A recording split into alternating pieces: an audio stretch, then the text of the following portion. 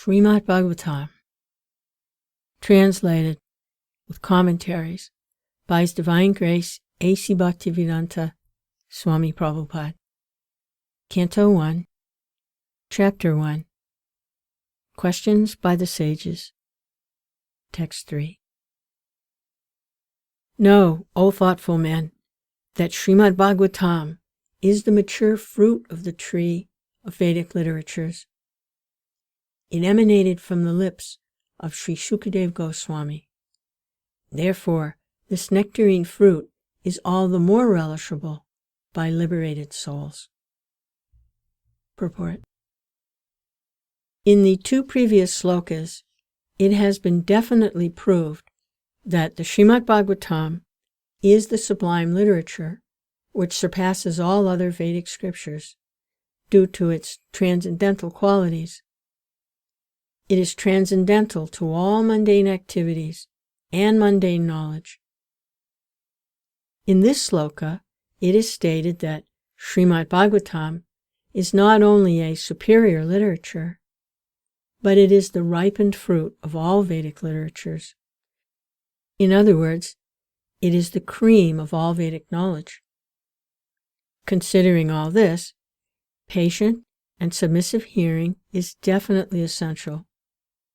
With great respect and attention, one should receive the message and lessons imparted by the Srimad Bhagavatam.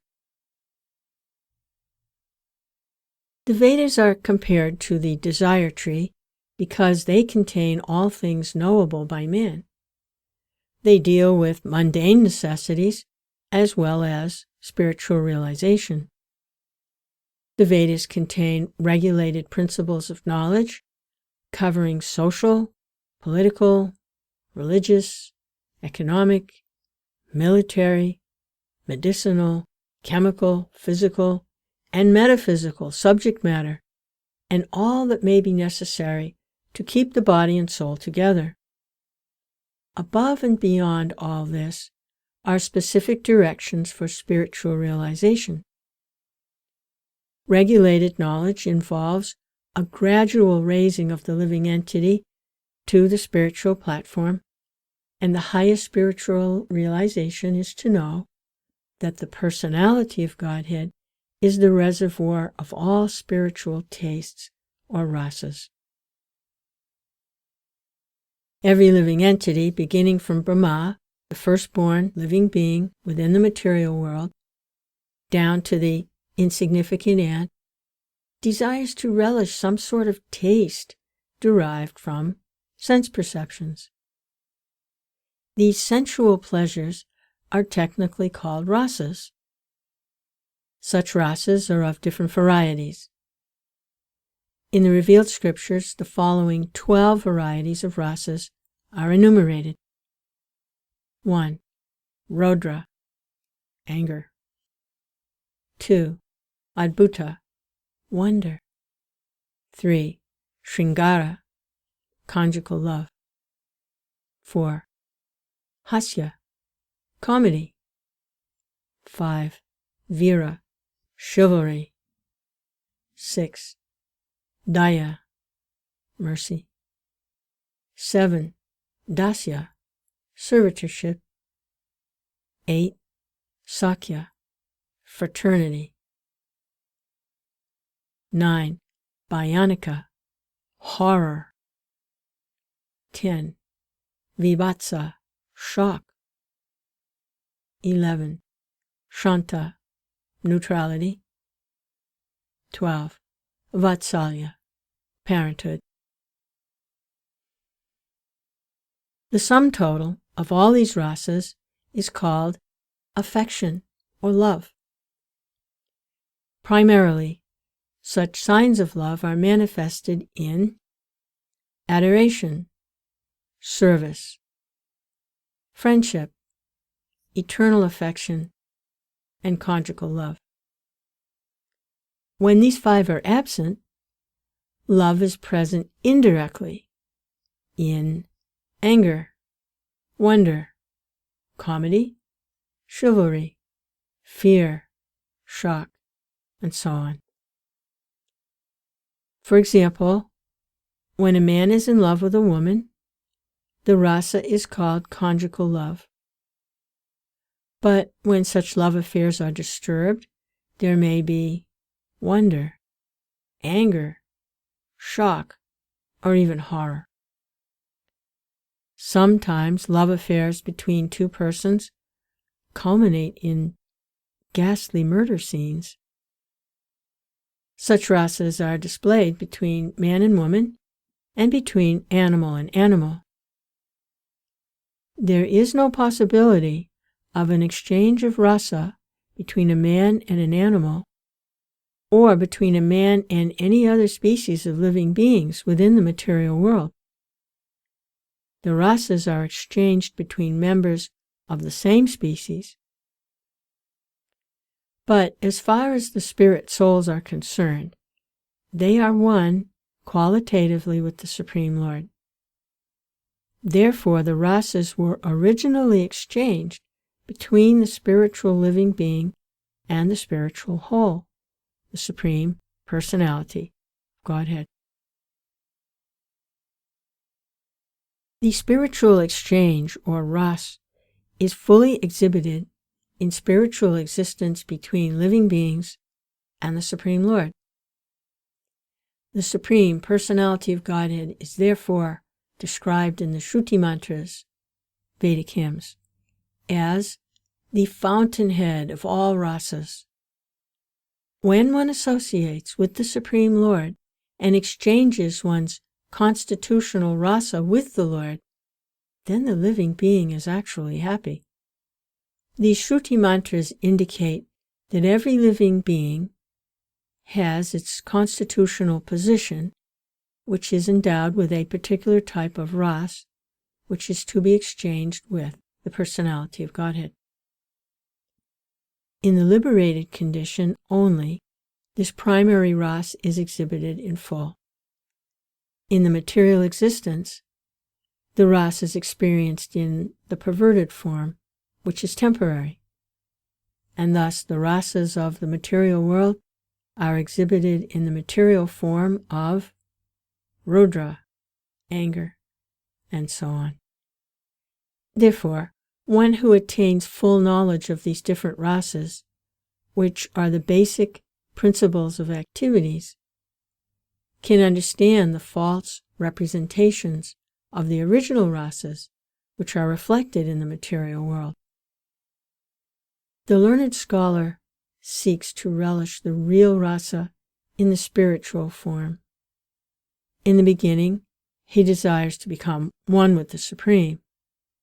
Thus, intelligent transcendentalists cannot go beyond this conception of becoming one with the spirit whole without knowing of the different rasas. In this sloka, it is definitely stated that spiritual ras, which is relished even in the liberated stage, can be experienced in the literature of the Srimad Bhagavatam, due to its being the ripened fruit of all Vedic knowledge.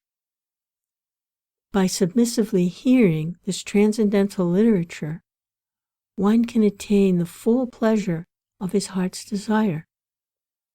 But one must be very careful to hear the message from the right source. Srimad Bhagavatam is exactly received from the right source. It was brought by Narada Muni from the spiritual world and given to his disciple Sri Vyasadeva. The latter, in turn, delivered the message to his son, Sri Sukadeva Gosvami. And Sri Sukadeva Goswami delivered the message to Maharaj Parikshit just 7 days before the king's death. Srila Sukadeva Goswami was a liberated soul from his very birth. He was liberated even in the womb of his mother, and he did not undergo any sort of spiritual training after his birth. At birth, no one is qualified, neither in the mundane nor the spiritual sense. But Sri Sukadeva Goswami, due to his being a perfected liberated soul, did not have to undergo any evolutionary process for spiritual realization.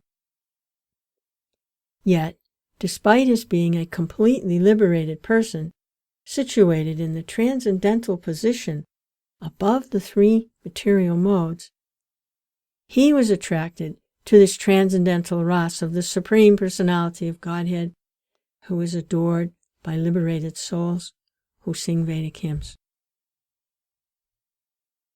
The Supreme Lord's pastimes are more attractive to liberated souls than to mundane people.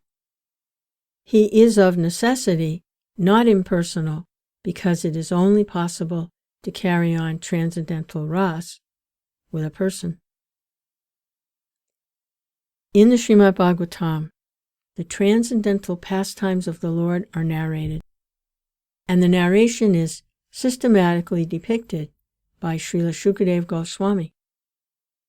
Thus, the subject matter is appealing to all classes of persons, including those who seek liberation and those who seek to become one with the Supreme Whole. In Sanskrit, the parrot is also known as shuka. When a ripened fruit is cut by the red beaks of such birds, its sweet flavor is enhanced. The Vedic fruit, which is mature and ripe in knowledge, is spoken through the lips of Sri Sukadeva Gosvami, who is compared to the parrot, not for his ability to recite the Bhagavatam exactly as he heard it from his learned father, but for his ability to present the work in a manner that would appeal to all classes of men. The subject matter is so presented through the lips of Srila Sukadeva Goswami that any sincere listener that hears submissively can at once relish transcendental tastes, which are distinct from the perverted tastes of the material world. The ripened fruit is not dropped all of a sudden from the highest planet of Krishnaloka. Rather, it has to come down carefully through the chain of disciplic succession without change or disturbance. Foolish people who are not in the transcendental disciplic succession commit great blunders by trying to understand the highest transcendental ras known as the rasa dance without following in the footsteps of Sukadeva Goswami, who presents this fruit very carefully by stages of transcendental realization. One should be intelligent enough to know the position of Srimad Bhagavatam by considering personalities like Sukadeva Goswami, who deals with the subject so carefully. This process of disciplic succession of the Bhagavat school suggests that in the future also, Srimad Bhagavatam has to be understood from a person who is factually a representative of Srila Sukadeva Goswami. A professional man who makes a business out of reciting the Bhagavatam illegally is certainly not a representative of Sukadeva Goswami. Such a man's business is only to earn his livelihood. Therefore, one should refrain from hearing the lectures of such professional men. Such men usually go to the most confidential part of the literature without undergoing the gradual process of understanding this grave subject. They usually plunge into the subject matter of the rasa dance, which is misunderstood by the foolish class of men. Some of them take this to be immoral, while others try to cover it up by their own stupid interpretations. They have no desire to follow in the footsteps of Srila Sukadeva Goswami.